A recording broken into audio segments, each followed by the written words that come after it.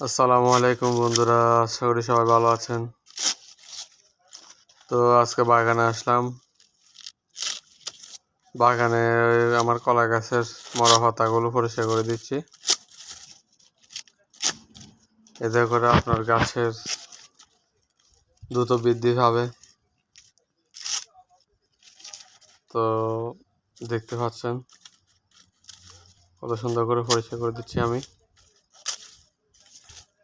তো আপনারা আপনাদের কলা গাছের এরকম মরা ডালপালাগুলো ছেড়ে দেবেন,